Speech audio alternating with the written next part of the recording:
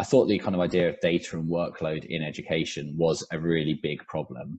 And big problems attract good people. So I was like, I could probably get other people excited by that, because I certainly can't crack it myself.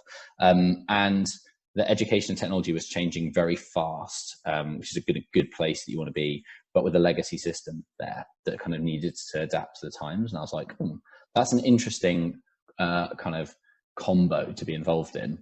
And then I suppose if you go further, you're like, it's also a problem worth solving. It's not just a big one. It's kind of something that you can make a positive impact or a little dent in the universe, even if it's tiny. But it only kind of works if you can get that. It only works making impact if you can get it to scale. Because an MIS doesn't it can be like, it's not going to transform the world, but an MIS in like 20,000 schools could really make a big difference. Stopping all of those little things, the children slipping through the gaps, pointing teachers at the right person at the right time. So it was a scalable business, and that's important. You don't want to spend your life funding something personally for 10 years. That would be like wearing a bit of a straw shirt. So I think it was the problem. It was scalable because it was applicable to every school, in every phase, in every context, and the change was coming at every level to schools. So from a student level, learning's becoming more personalized. At teacher level, their role was becoming more of a guide on how to guide that child through their learning journey using technology. And from schools, they were becoming more autonomous with the kind of academization journey and maths, and they were less siloed. They're trying to embed themselves more in school community. So everything is becoming more like autonomous, personalized, complicated. And that was a perfect storm. So I thought. So obviously coming into the market then, so if you're basically coming into this dominant market, as in any sort of market you're looking at, especially when it's, I wouldn't have said it's competitive because obviously it was one dominant force, but yeah. You definitely, which is a bit hard, isn't it? But it wasn't competitive at the time. It wasn't competitive at all. But where did you create that? So what did you think was going to be your key differentiator? So how did you see yourself moving customers and schools, and even getting people like the support teams to sort of start looking at an alternative and saying, actually, this SIM system isn't the only one that we should be considering. We should at least, look at this other system, which basically has a much greater, maybe a differentiator in the way it can basically help us and support our needs. I think part of it was I was seeing it through a slightly different lens. So, Okay. Some of my family were teachers, but I've never been a teacher. I've just been an entrepreneur, frankly, and increasingly working in technology. So I say my job previously was I worked in a data company helping to understand the buying habits of wealthy consumers, and I was working with banks and fashion retailers who could bring up all their customer records in one click. And not only that, they could infer some insights about those customers that perhaps even the customers didn't know, what they might buy next, what might appeal to them, all that stuff. You go into a school and you're like, that just fundamentally, I saw teachers wrestling with 7 systems, pulling data out into Excel, transforming it, just to get a class's information, let alone a school. And the process was just torturous. Yeah. So I think taking some of the experience that I had with working with larger technology companies and other just enterprise systems and translating that so that we should want our schools to have better analytics than our fashion retailer, because fundamentally they're delivering a more core important service. So the things that we actually designed in from the start are still true today. One is probably more intuitive design in those systems. Technology in the 90s and the early noughties was built by tech people for tech people. It was equivalent of 7,000 buttons on the screen solves every problem. But we were the system is primarily used by teachers still, and SLT, so designed for them. It should save them time, making decisions, reduce cost of training, and increase adoption. So easier to use, more people use it, and more people save time. So that's one. I think we took a very early sort of decision to spend a lot of money on time on design. The second was deliver meaningful information, not just loads of information or just some information, at least at that time. So the built-in analysis needs to be smart and give, rather than we have 7,000 charts, or you can build any chart that you want. You just want I'm a teacher, it's 9 o'clock. What data do I need about my class? And you can kind of help them with that, kind of know what you need. You're going to start taking. So right data is the right person at the right time, and making that the data understandable to people who, you know, are perhaps too embarrassed to say, you know, that actually is really complicated. I don't understand what that means. What is, you know, what are residuals and stuff like that? You know, make it easy, understandable, and then make it scalable. It should go. You should be able to instantly kind of know how education is being delivered at a pupil level, class, year, any custom group, all the way up to a country, frankly. And that's what the power of technology can do. Like, it should be scalable. And then the last bit was school. The MIS it's developed a lot of legacy connotations to it, but it's kind of the platform for school collaboration as well. So you can, you know, how do communication and workflow, how can people work together, perhaps when they're not in the same room? How can it bring together the school community and make schools kind of transparent and more tightly integrated, not just with the community, but within all the apps that they use. So collaboration happens, you know, both person to person and also system to system. So they're kind of the three things. So you can kind of like intuitive, better with information, and better at integration. They're the simple ones. I thought we could do. It's quite an interesting read, because when you know, because obviously, as you know, I was in Sims at the time. Yep. And absolutely, one of the things that probably made us a little bit paranoid, a little bit worried as well about Arbor, it was probably your analytics. You know, because you basically were giving out these analytics for free for starters, first of all, which I think worried us, and it was a good piece of marketing in my point of view. But also at the same time, you know, the actual analysis that you could get was actually really strong. You know, it was a really good tool. And I think understanding that the MIS was going to be then behind that, I think that was a really, really interesting approach to schools to show them what they could get before really push. It's almost like the Trojan horse, I'm guessing, and that's how you were perceiving it. Yeah, you're trying to sort of, everyone, the issue people have in breaking into the market is it's like you have 22,000 schools that are sort of semi-autonomous, and you have to show that, like, how can you personalize your approach to each one? I think we took an early view that, well, it's more based on the scarcity of our own resources. All we could do is data and design.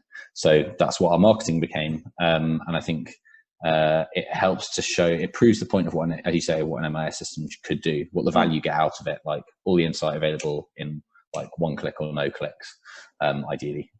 So yeah, it proved a point, I think. And I think that it's proved its point. So now we rely on that less, and actually the conversation by the MIS could happen more readily because people understand now. So there was also an education of people's expectations that they should demand more, and that's what that was trying to do, like educate the space a bit.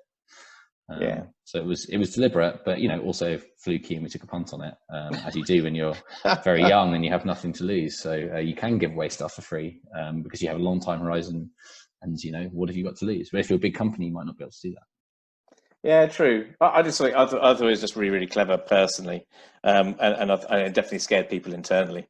You know, we all were worried about anyone. It was an unintended consequence. But I think it's a good. I suppose it moves on to the next question quite nicely for me, anyway, because I think you're right. You know, ultimately, initially you have to get yourself known and all that sort of stuff, and get some form of awareness of the company and also of the product. So I suppose what I'm interested in, actually, especially, you know, with Arbor, you know, how do you think? What do you think is the key behind your real sharp rise?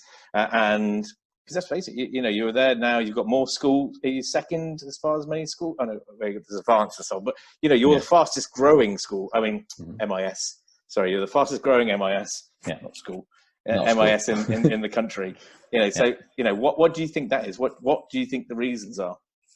There's some market reasons. So I put 3 market reasons down, and then there's a couple of things that we did. But the market, so the reasons why it's kind of changed recently is, one, schools have to do more with less. That's been a trend for a while. You know, funding has not kept pace with the rise in schools' costs. So you've got now an increased focus on efficiency. So that comes in a few different. One is like, do you need so many systems, and can you cut down on that? That's actually a smaller number than the second number, which is like, how do people spend their time? Because most, you know, schools are a function of their people. Like 80% of the costs are people. So the systems are piffly compared to, you know, how do your people spend your time, and are they using their time most effectively and efficiently? So I have to do more with less.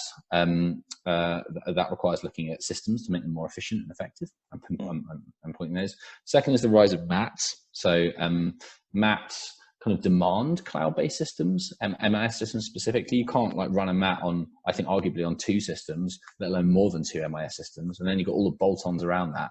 So you know, whereas it might be quite hard for a primary or secondary to get their data in one place, times that by 8 secondaries and 15 primaries, and you've got a nightmare. So they're moving en masse because they just can't function properly without a cloud-based system. And you look at the ones that do have it and don't, and the agility and the resilience. I think that's becoming more apparent. And the last is market features, probably Capita Sims themselves, which was not on our business plan, but it's no secret they've been building Sims 8 for about 8 years, maybe more, and it's still not kind of ready. So they're, you know, arguably 2 years away from building it for secondaries, longer for mats, and the time's caught up with that. So, you know, mats they have to move now. Most of them have already moved. So they've kind of, you know, they've missed a bit of the first wave of that. And then people like you, I think, have left. So there's been, you know, and you had a very strong reputation amongst Macs and, you know, local authority partners and stuff. So there's lots of trust there. And then we'll come on to it, but like, you know, now they're looking to sell. So that's kind of, that's kind of grown with more uncertainty and more delay. So the first, you know, none of those were true when I started Arbor. Yep. So they've all come, and I think it's not a single one of them that's caused the increased churn. It's all of them together have kind of meant that churn has grown. And then I suppose from our one, I would say it's, what have we done? We have hired very committed, bright people. We're quite deliberate about that because ultimately software is just built by people, right? Like, you hire good people, in theory, you just get good software. It's a bit more complicated, but broadly true. So make sure you have outstanding people who really care about the right things. We didn't overpromise too much, because on some mistakes we made, but we generally took our time. We concentrated on delivering good value to customers. We listened obsessively, and we just focused on making people happy. And I think that compounds over 10 years. And that's really, there's no, like, it all sounds simple, and it's not necessarily so easy, but it does just compound. You like do things 5% faster, 5% better every day with great people around you. Times that by a decade, and you're in the right place at the right time. I totally agree. I think it's that percentage marginal gains, isn't it? If you keep on creating those marginal gains, you can always improve. I think the one thing I think you've missed from that, in my view, I think is ultimately the behaviours and the culture within your business. You know, the one thing I definitely notice, and people notice when they talk to you, you know, talk to the business, and that means that is actually very poignant. I think when they talk to anybody in the business, then they do see that you care. You know, they see that you're in it for the right reasons. And I think that's very, very important in the education sector, almost more important than any other market out there, I think. Yeah, I agree. I mean, it's because schools don't measure their ultimate outcomes by profit. So being successful doesn't necessarily mean being like having the biggest car or whatever. Like it's around improving student outcomes, and so you should, like, your people should care about what schools care about. I think we've been quite deliberate to align ourselves. Well, I was lucky because I got to do all the hiring in the early days, so it was entirely my fault if we hired bad people, and that has created like more of a cohesive culture, and increasingly a lot of ex teaching professionals as well, who really do care and who have been forced out of the school system by the very problems that we're trying to solve, like, you know, increased workload, increased admin, lack of data. So I think we can be a good home for those people, and and they can give back in a different way. So yeah, you're right. I meant that sort of by hiring committed, bright people. There's lots of other things I look for, but I think that's been ultimately, it probably all comes down to that at the end of the day.